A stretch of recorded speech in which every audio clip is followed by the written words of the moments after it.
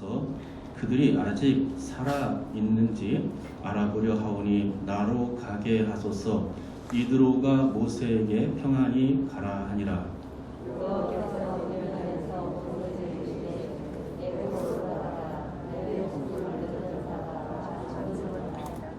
모세가 그의 아내와 아들들을 나귀에 태우고 애굽으로 돌아가는데 모세가 하나님의 지팡이를 손에 잡았더라. 여호와께서 모세에게 이르시되 내가 애굽으로 돌아가면 내가 내 손에 준 이적을 바로 앞에서 다 행하라. 그러나 내가 그의 마음을 완악하게 하리라. 그가 백성을 보내주지 아니하리라.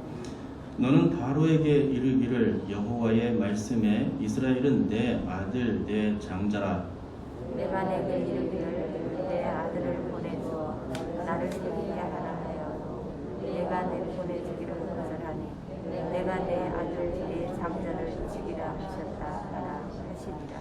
모세가 길을 가다가 숙소에 있을 때에 여호와께서 그를 만나사 그를 죽이려 하신지라. 시보라가 그 돌칼을 가져다가 그의 아들의 토끼를 베어 그의 발에 갖다 대며 이르되 당신은 참으로 내게 유일한 편이로다 하니 함께 읽습니다. 여호와께서 그를 놓아 주시니라. 그때에 시보라가 피 남편이라 하면 할례의 때문이었더라. 아멘. 세상에는 죽음을 무서워하지 않는 사람들이 있습니다. 혹시 여러분도 마찬가지입니까? 우리들 중에도 어쩌면은 죽음을 두려워하지 않는 사람들이 있을 수 있겠죠. 좋은 의미에서일 수도 있고 나쁜 의미에서도 그렇다 이거죠. 제가 루키스로 설교할 때에 말씀드린 적이 있습니다. 질병과 생활고에 시달리던 세 모녀의 번개탄 자살 사건 말입니다. 그분들의 사정은 참으로 딱하고 이해가 갑니다. 하지만 그분들은 이 사망의 세계를 너무나도 가볍게 생각한 분들이겠죠. 또한 최근에 우리는 조유나 가족의 극단 선택을 뉴스로 접하기도 했습니다. 참으로 안타까운 일인데요. 부모의 비극적인 선택도 모른 채 엄마 아빠와 체험학습 간다고 좋아했을 유나 양을 생각해 보면 참으로 가슴이 먹먹해집니다. 네티즌들은 부모는 자살이지만 아이는 살해당했다, 아이의 면목을 빈다 등의 안타까움을 표현하기도 했습니다. 참으로 유나 부모는 죽음을 너무나 쉽게 생각했던 것이죠. 최근 우리 교회도 죽음의 소식이 있었습니다. 정말로 우리가 아끼고 사랑하던 분들이셨습니다. 왜 이렇게 교육자 휴가 때만 되면 성도들이 어려운 일을 당하는 그런 일들을 만나게 되는지 좀 의구심이 들기도 합니다. 그렇지만 우리가 하나님께서 부르시는데 그걸 어찌 할 수 있겠습니까? 그저 하나님의 주권적 섭리에 기댈 수밖에 없음을 우리는 고백할 뿐입니다. 그러나 그럼에도 불구하고 이 성도들의 죽음은 세상 사람들의 죽음과는 차원이 다르다는 것을 우리는 믿습니다. 왜냐하면 세상 사람들의 죽음은 진짜 죽음이죠. 진짜 죽음이지만 성도들의 죽음은 죽어도 죽는 게 아니기 때문입니다. 하나님이 그를 다시 살려내시기 때문이죠. 성도는 죽어도 죽는 게 아니고 다시 살아서 영원히 사는 죽음이기에 그래서 슬픕니다. 또 슬퍼도 슬프지 않는 죽음이라 얘기죠.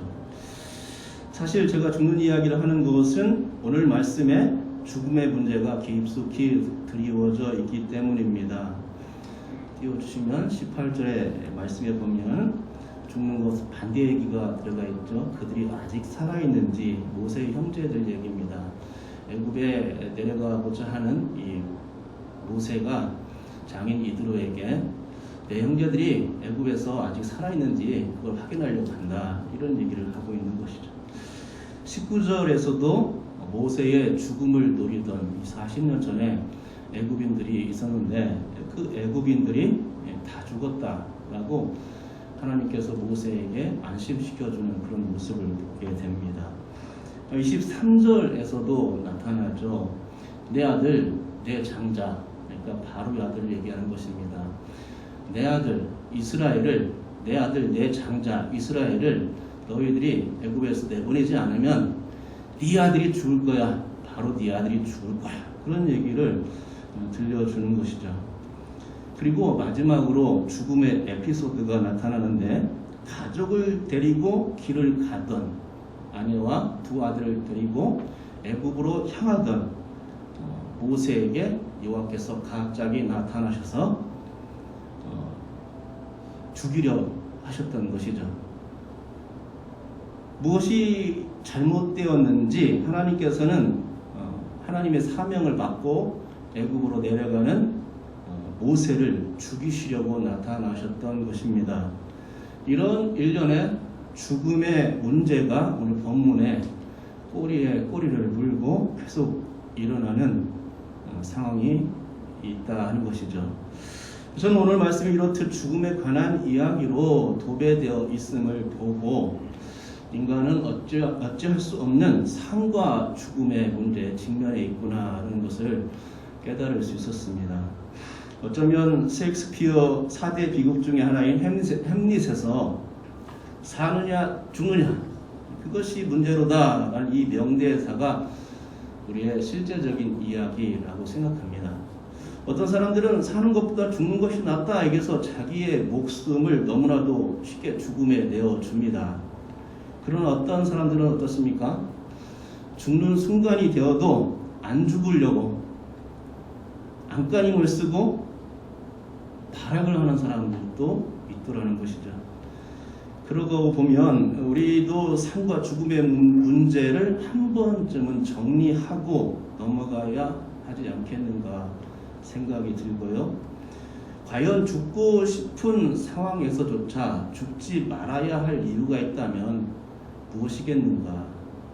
그리고 죽음의 문턱에서 살려는 쪽을 택하려면 어떻게 해야 하고 이 들이닥친 죽음의 재난, 그 결투 앞에서 어떻게 이길 수 있겠는가 생각해 보면 좋을 것입니다. 자, 첫 번째 이야기입니다. 한번 따라서 해보시기 바랍니다. 죽어가는 자들이 있습니다. 예, 정말 많은 사람들이 이 노선을 선택하면서 살아갑니다. 이 부류의 사람들은 죽음을 향해서 달려감에도 불구하고 자신들에게 들이닥친 죽음의 문제가 얼마나 심각한지 눈치채지 못하고 살아가더라는 것이죠. 여기서 죽음이란 단순히 육신의 생명이 그치는 것을 말하는 것이 아닙니다. 사람이 죽으면 의사가 사망 진단을 내리죠. 이 사람은 죽었습니다 하면서 사망 진단서를 써줍니다. 의사는 더 이상 이 사람이 숨 쉬지 않습니다 라고 하면서 이 사람이 죽었음을 얘기해 주는 것입니다. 그것이 죽음이라고 말하는 것이죠. 전혀 움직일 수가 없고 어떤 생각도 사고도 완전히 멈추어진 그런 상태. 육신은 아직 보이지만 아무리 흔들어도 이 사람이 깨어날 수 없는 상태. 맥박이 멈춘 것을 보고 의사는 죽었다라고 이렇게 진단하는 것입니다. 하지만 그것은 여러분 우리도 알다시피 죽음의 흔적일 뿐입니다. 그런 죽음은 인간 세상에서는 더 이상 만날 수 없는 슬픔, 아픔이겠지만 보이지 않는 영적 세계에 들어가면 또 다른 생사의 갈림이 있고 정말 슬퍼하고 통곡해야 할 일이 있음을 알아야 합니다. 믿는 사람들은 육신의 죽음이 아니라 진정 중요한 영혼의 죽음이 있음을 아는 것입니다. 그러나 의사는 그걸 모르죠. 결코 영혼의 죽음을 진단해낼 수가 없는 게 의사입니다. 여러분, 근데 하나님은 이 두 개의 죽음을 다 주관하시는 분이심을 믿습니까? 육신의 죽음도 진단하십니다. 영혼의 죽음도 통제하시는 분이십니다. 하나님은 인간의 생사화복을 모두 다 주장하시죠. 육신의 죽음은 의사가 진단할 수 있겠지만 인간의 수명을 결정하시는 분은 의사가 절대로 할 수 없고 하나님만이 하실 수 있다는 것이죠. 사람이 오는 순서는 있어도 가는 순서는 없는데 하나님께서 죽음의 순서를 결정하시고 시행하시기 때문입니다. 심지어 영혼의 죽음까지도 판단하시고 결정하십니다. 이 사람은 영원한 생명길로 보내야지 저 사람은 영원한 사망길로 보내야 돼 라고 갈라놓으시는 분이 하나님이십니다. 중요한 것은 그렇게 갈라지면 그 갈라진 길에서 그 양갈래로 갈려진 사람들은 그대로 갈려진 상태로 영원히 있게 된다는 것입니다. 그것이 문제죠. 영혼의 죽음에도 생사가 달려 있는데 이게 한번 결정되면 결코 번복할 수 없는 상황이 되어버리는 것입니다. 결정된 그대로 가죠. 결정된 그대로 영원한 사망에 처해지든가 결정된 그대로 영원한 생명에 거처하게 되는 것입니다. 그러니 얼마나 중요한 일이 우리 앞에 펼쳐지는지 모릅니다. 한 번쯤은 다 이것을 경험하게 되고 그 영원한 세계에 들어가는 것이죠. 예수께서 말씀하신 거지와 나사로의 비유와 같습니다. 말씀 보시면 다 띄워주지는 못하는데 말씀 띄워주시면 불구덩이에 떨어진 부자가 하나님께 하소연하죠. 그러나 하나님은 이 천국과 지옥 그 사이에 구렁텅이가 있어서 아브라함의 품에 너를 데려올 수 없다. 뭐 이런 말씀을 주시죠. 목이 타는 그에게 물 한 방울도 떨어뜨려 줄 수 없다라는 것입니다. 그가 지옥에 가 있는 것을 그의 살아있는 가족들에게 알려줄 수조차 없다고 말씀하십니다. 그러나 그런 보이지 않는 영적 세계가 허구가 아니라 진짜로 현존한다는 사실이 너무나도 끔찍스럽죠. 여러분, 이제 세계 인구가 2025년이면 80억 명에 달한다고 합니다. 정말 어마어마한 사람들입니다. 그런데 이 중에 저 영원한 하늘 안식처를 향해 가는 사람들은 과연 얼마나 되겠습니까? 세계 종교 분포도를 보니까 대략적으로 기독교의 숫자가 이 80여 명 중에서 30% 정도 되는 것 같습니다. 기독교는 하나님의 이 주권을 믿고 예수님의 이 구속의 은혜를 믿는 생명의 종교죠. 그러니까 30%에 속하는 사람들은 하나님의 주권적인 은혜로서 저 세상에서의 영원한 생명의 삶이 보장된 사람들일 것입니다. 물론 그 중에 이 30%가 30%의 100%가 전부는 다 아닐 것입니다. 그 30% 중에서 찻대고 콧대면 또 얼마나 많은 사람들이 제외될지 알 수가 없는 상황입니다. 뿐만 아니라 더욱더 큰 문제가 있는데 그것은 아예 영원한 안식처에 들어갈 수 없이 전혀 구원의 수혜를 받을 수 없는 사람들이 너무나도 많다는 사실입니다. 그런 사람들이 전 세계 인구의 70%, 56억 명이나 되는 것입니다. 예수 외에 천하 다른 사람으로서는 구원의 이름을 주신 적이 없다고 성경이 확정하고 있으니 이 사람들은 끔찍하고도 미안하지만 죽음으로 달려가는 존재들입니다. 참으로 참혹하죠. 여러분, 현재 기독교가 1.17% 성장률을 보이고 있다고 하는데요. 그것보다 빠른 성장 추세가 있습니다. 그건 인구 증가 비율인데 약 0.01% 앞서서 1.18%입니다. 뿐만 아니라 이슬람인들의 증가 비율은 더 높은데 1.93%, 더욱더 우려되는 부분은 대다수 비기독교인들이 여전히 기독교인을 알지 못한다는 것과 미전도 인구의 증가 추세입니다. 미국 고든 코넬 신학교 세계기독교 연구센터의 2020년 세계기독교 현황 보고서에 따르면 2050년까지 전 세계 미전도 인구가 27억 5천만 명을 넘어설 것으로 추산했다는 것이죠. 미전도의 인구가 늘면 늘수록 주님의 재림의 시기는 더욱 멀어질 뿐입니다. 땅끝까지 복음이 전파돼야 하는데 그제야 끝이 올 것인데 언제까지 세상에 죽음의 소리를 듣고만 살아야 하는지 가늠이 되지를 않는 것입니다. 복음 전파 속도가 더 빨라야 되는데 오히려 다른 것들이 더 늘어나고 있는 것입니다. 여러분 18절에 보면 모세는 장인 이드로에게 이렇게 얘기합니다. 내가 애굽에 있는 내 형제들에게로 돌아가서 그들이 아직 살아있는지 알아보려 합니다. 나를 보내주세요. 모세는 장인에게 숨기는 게 있습니다. 그것은 무엇입니까? 출애굽 사명이죠. 그렇습니다. 이 사실 모세는 장인에게 이렇게 얘기를 했었어야 맞는 것입니다. 어떻게 합니까? 나는 하나님의 사명을 받고 애굽에 가서 내 형제, 내 자매들을 살려내는 사명을 감당해야 합니다. 나를 보내주세요. 이렇게 말해야 맞는데 내 형제들 핑계대고 한번 둘러봤다가 살짝 오는 것 정도로 얘기를 하고 있는 것입니다. 사명 얘기를 아예 꺼내지도 못하고 형제들이 살았는지 죽었는지 그거 하러 간다고 그렇게 얘기하고 있는 거예요. 이런 모세를 생각하면 우리에게도 사명 얘기가 절실해지는 것입니다.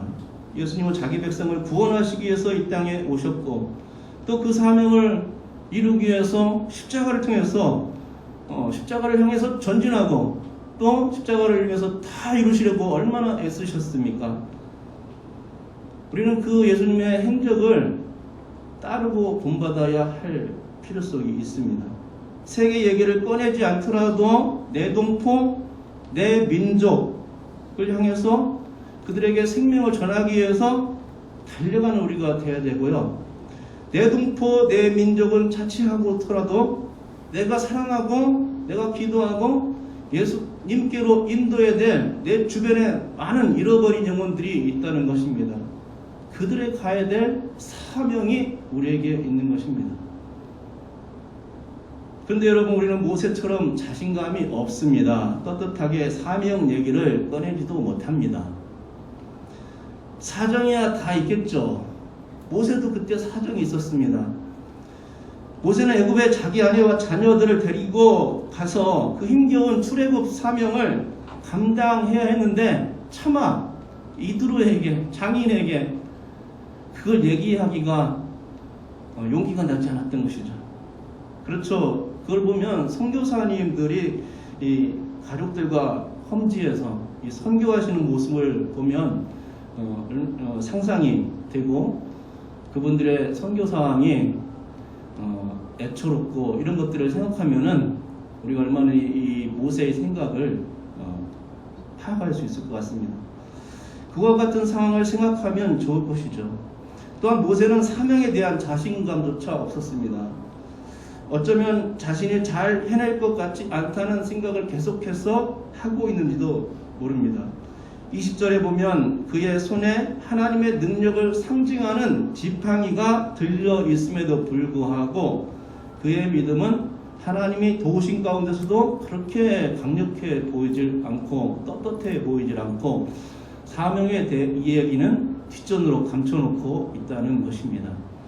그러고 보면 우리가 주님 앞에 서는 그날이 있을 것인데 그때에 주님이 사명 얘기를 꺼내시면 여러분들은 어떻게 대답하시겠습니까? 우리도 모세처럼 변명으로 다른 말로 일관하지 않을까는 두려움이 우려되는 부분이 있습니다. 나는 이래서 못했고 저래서 못했습니다. 그런데 그렇게 못했더니 전도의 수혜를 갖지 못한 그분들은 어떻게 되었느냐? 자기가 천국은 갔는데 내가 전도하지 못한 그 사람은 저 영원한 고통, 지옥의 세계에 빠져 있어서 계속해서 지옥의 고통을 가운데 있더라 하는 것이죠. 그러니 여러분, 때를 얻든지 못 얻든지 전파해야 된다는 디모데후서 4장 2절 말씀은 100% 옳은 말씀입니다. 가는 순서가 따로 있지 않기 때문에, 언제 죽을지 모르기 때문에 죽음을 향해서 달려가는 그 사람들에게 복음을 전파하는 일이 얼마나 시급한지 모릅니다. 모든 시각을 다투고 촌각을 다투는 일이 복음 전파의 일임을 잊지 마시기 바랍니다. 마귀에게 농락당하고 구원을 못 받는 존재로서 학대와 압제를 지속적으로 당하는 것을 보면서도 그걸 지켜만 본다면, 전파할 사명이 있음에도 자신감이 없다면, 영혼 구령에 적극적이지 않다면, 핑계를 대고 차일피일 미룬다면 과연 누가 그 일을 해내겠습니까? 여러분, 지금 가서 전할 수 있기 바랍니다. 내가 사랑하는 그 사람에게 복음을 전할 수 있기 바랍니다. 내가 아끼는 그 사람에게 예수 그리스도를 전해주시기 바랍니다. 내 삶을 변화시킨 예수 그리스도, 그분의 증인이 되어서 그분의 모든 것을, 내게 끼친 은혜를 알려주시기 바랍니다. 지금도 내 주변의 사람들은 이후의 일을 잘 몰라서 그런 일들을 생각지도 못하고 그냥 지냅니다. 하지만 그분들의 영혼만큼은 이렇게 얘기하고 있지 않겠습니까? 나를 살려달라, 죽고 싶지 않아 라고 간절하게 외치고 있을 것이 분명합니다. 그렇지 않겠습니까? 자, 이제는 두 번째 이야기입니다. 따라서 해보시기 바랍니다. 살려내는 자들이 있습니다. 19절 말씀 함께 읽도록 하겠습니다. 시작. 여호와께서 미디안에서 모세에게 이르시되 애굽으로 돌아가라, 내 목숨을 노리던 자가 다 죽었느니라.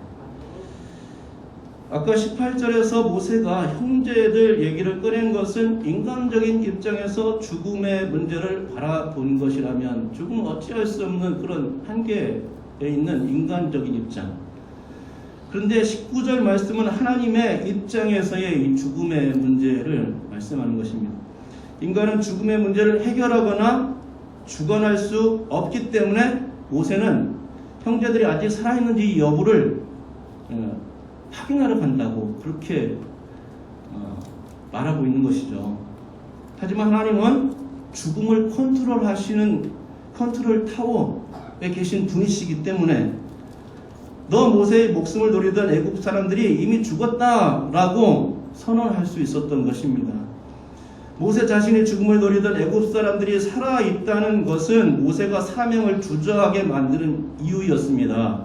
그렇게 하나님은 그런 이유를 제거하고 모세가 사명을 완수할 수 있도록 그의 목숨을 노리던 애굽인들을 죽여서 모세의 길을, 사명의 길을 예비해 두셨던 것입니다. 하지만 모세의 목숨을 노리던 애굽인들을 하나님이 데려가신 그 일은 살려내는 일이 아닙니다. 동시에 23절을 보면, 23절 띄우시고요. 23절을 보면 바로가 하나님의 장자 이스라엘을 내보내지 않으면 바로의 장자를 죽이시겠다는 선언조차 이것도 살려내는 일이 아니었습니다. 적어도 하나님은 애굽인과 바로의 입장에서 본다면 자신들을 죽이시는 하나님이신 것이죠. 그렇다면 하나님은 왜 그들을 죽이시는 것입니까? 본문에서 그 이유는 아주 간단합니다. 이유는 하나님 편에서 그들이 내 백성도 아니고 내 장자도 아니기 때문입니다. 내 백성, 내 장자가 아니라는 그 사실은 하나님이 그들에게 생명사역을 할 수 없는 이유였습니다. 그렇게 보면 하나님은 죽음을 향해 달려가는 자들을 살려내는 분이 아니라고 판단됩니다. 철저히 그런 자들을 외면하시는 모습입니다. 불쌍히 여기지도 않는 것 같습니다. 그런데 무척이나 놀라운 사실은 이러한 하나님의 외면이 믿는 자들에게까지 임할 수 있다는 사실입니다. 어떤 분들의 얘기를 들어보면 임사 체험을 했는데, 들어보셨죠? 한 번쯤은 들어보셨을 것입니다. 지옥에서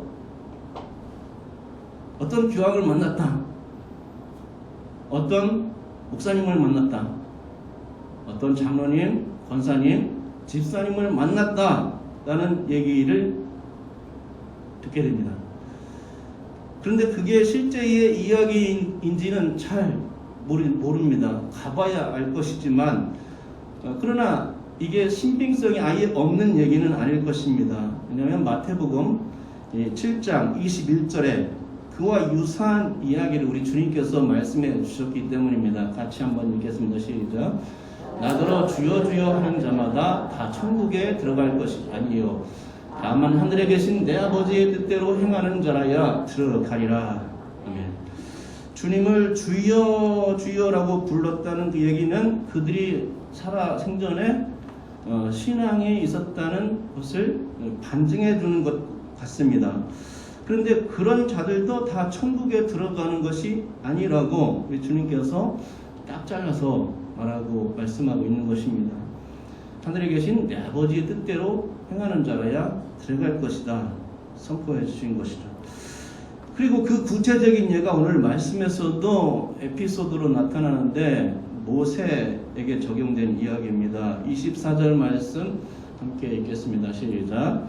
모세가 길을 가다가 숙소에 있을 때에 여호와께서 그를 만나사 그를 죽이려 하신지라. 여러분 이해가 가십니까? 애굽으로 보내신 사명자 모세, 누가 보냈습니까? 하나님께서 보내셨습니다. 그런데 사명자 모세를 보내시면서 왜 갑자기 길 가던 모세를 죽이려고 하셨을까요? 얼핏 이해가 가지 않습니다. 사명과 죽음의 문제는 별개의 문제이겠습니까? 사명을 주셨으면 그것을 완성할 수 있도록 격려하고 지원해야 맞는 것 같은데, 그런데 길 가던 모세를 갑작스럽게 죽이시려는 그 이유는 무엇인가? 이것을 보더라도 하나님은 왠지 사람을 살려내는 그런 하나님은 아닌 것 같이 여겨집니다. 그런데 그때를 모세를 살리기 위해서 애쓴 사람이 딱 나타납니다. 25절과 26절을 함께 읽도록 하겠습니다. 시작. 십보라가 돌칼을 가져다가 그의 아들의 보피를 베어 그의 발에 갖다 대며 이르되 당신은 참으로 내게 피남편이로다 하니 여호와께서 그를 도와주시니라. 그때에 십보라가 피남편이라 함은 할례 때문이었더라. 모세가 길에서 하나님을 배웠을 때에 하나님이 자신을 죽이려 하신다는 낌새를 정말로 그가 느꼈겠습니까? 잘 모르겠습니다. 본문에는 그런 뉘앙스가 잘 나타나지 않습니다. 그런데 아내인 십보라는 그 사실을 금방 알아챘습니다. 남편을 사랑해서였을까요? 남편이 죽을 것 같았습니다. 여호와께서 어떤 행동을 취하셨는지 모르겠지만 남편이 죽을 것 같으니까 어떻게 했습니까? 얼른 돌칼을 집어 들었습니다. 그리고는 아들의 포피를 잘라냅니다. 무엇인지 아시죠? 할례였습니다. 그리고는 얼른 그 베어낸 포피를 집어 던지면서 당신은 내게 피남편입니다. 네. 왜요? 살려내려고. 안 그러면 죽으니까. 그럴 때 모세가 어떻게 되었습니까? 그 아내 때문에 죽음을 모면할 수 있었다는 것입니다. 여러분, 할례의식은 구약에서 하나님이 백성이 되는 자격입니다. 방금 전 살펴보았지만 죽음의 냄새는 하나님의 백성이 아닌 자들에게 임합니다. 하나님의 백성이 아니면 하나님이 죽이실 수 있는 것이죠. 하나님은 아브라함과 언약을 맺은 이스라엘 백성들, 그들을 장자로 여기시며 그들만을 살려내실 계획을 세우셨던 것입니다. 그 대상에는 애굽의 바로는 포함되지 않았습니다. 애굽의 장자도 포함되지 않았죠. 그들은 죽을 사람을 그냥 적으로, 원수로 이렇게 맞섰던 것이죠.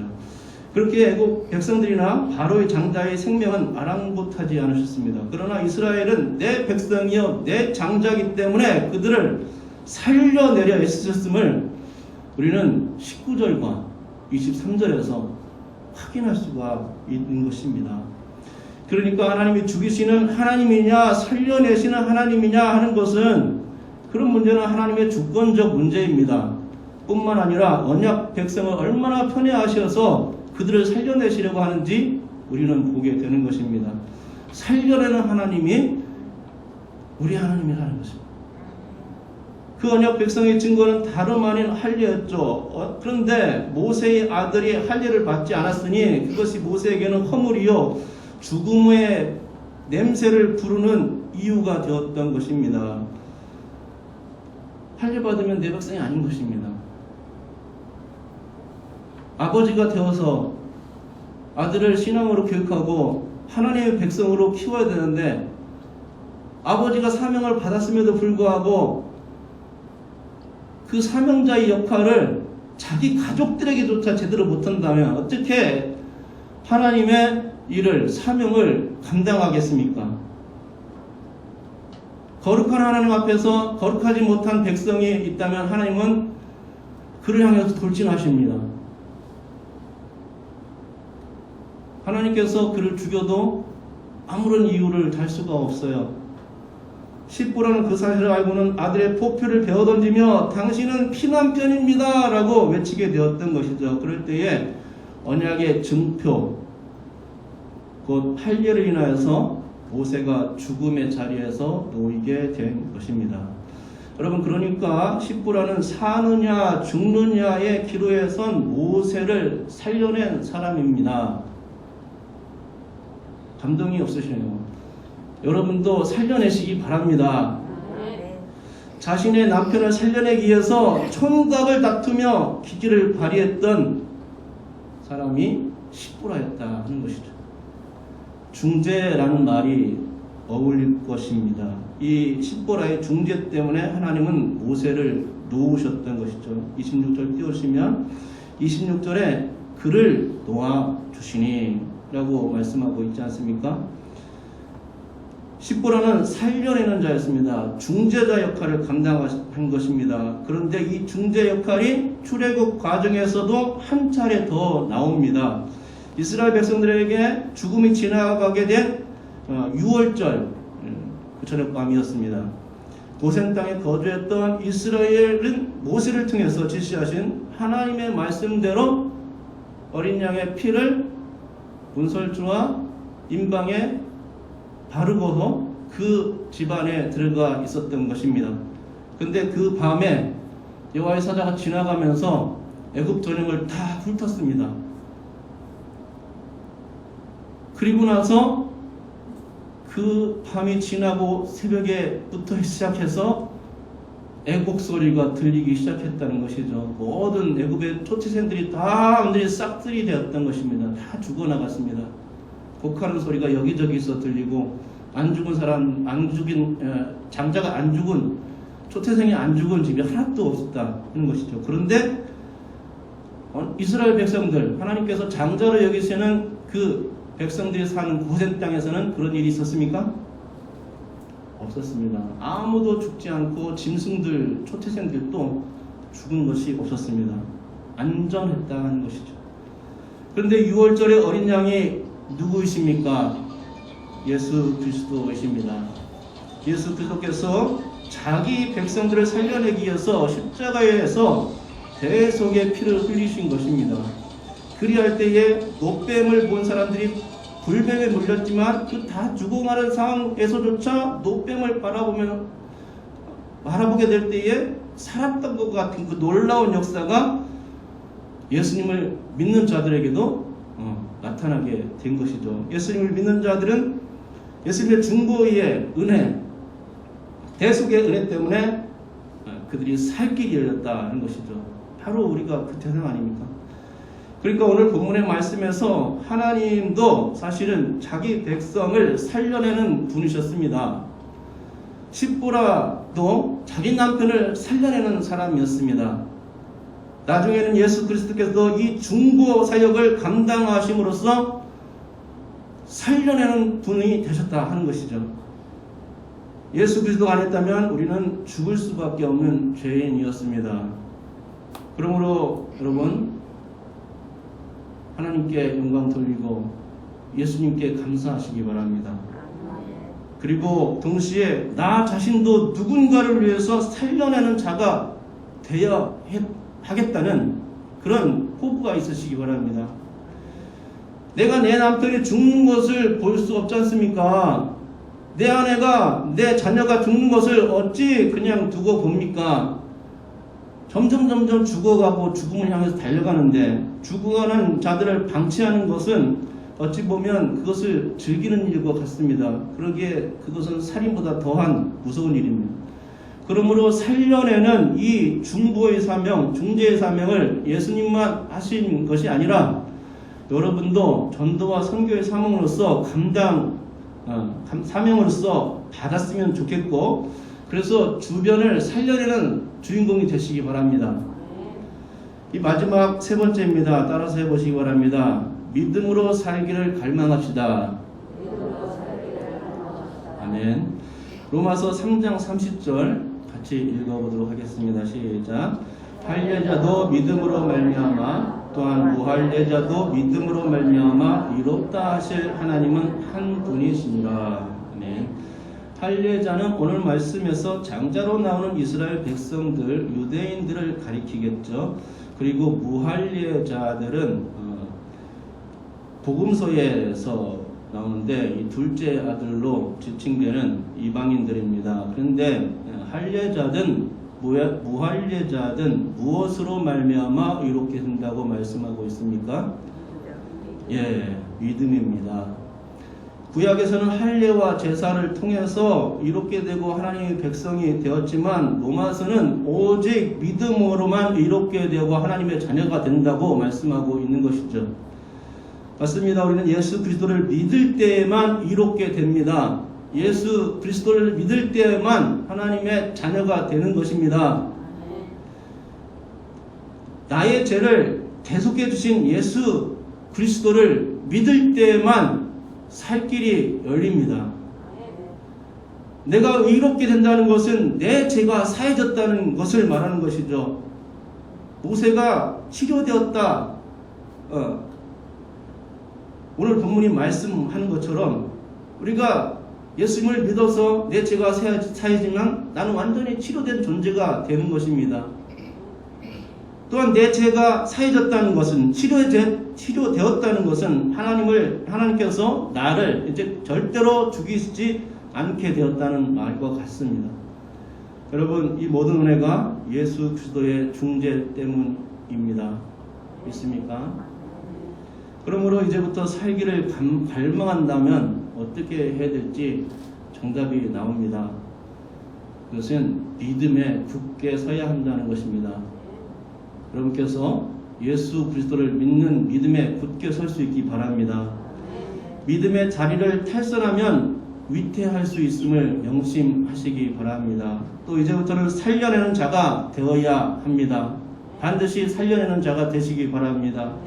내게 주어진 영혼 구령의 사명이 있음을 망각해서는 안 될 것입니다. 내 주변의 사람들을 살려내야 됩니다. 내가 살려내지 않으면 그들은 곧장 죽음의 길로 달려나가고 사망에서 건진받을 수 없는 존재가 되어버릴 것입니다. 그러니까 이렇게 해야 되겠죠. 나의 남편이 예수님 믿지 않는다면 당신은 내 피남편이야! 그래서 선언해야 됩니다. 선포해야 됩니다. 나의 아내가 예수 믿지 않는다면 당신은 예수 그리스도의 보혈로 씻겨졌어. 나의 자녀가 예수님을 믿지 않는다면 나의 자녀야 믿음으로 이롭게 되어야 돼. 이렇게 알려주어야 하는 것이죠. 오직 그 길만이 나와 나의 가족이 살 길인 줄 믿습니다. 부디 예수님을 본받아서 가족을 살리는, 십보라를 본받아서 남편을 살리는, 아내를 살리는, 자녀를 살리는 영혼 구령의 사명이 여러분의 삶 가운데 꼭 이루어질 수 있기를 주님의 이름으로 축원드립니다.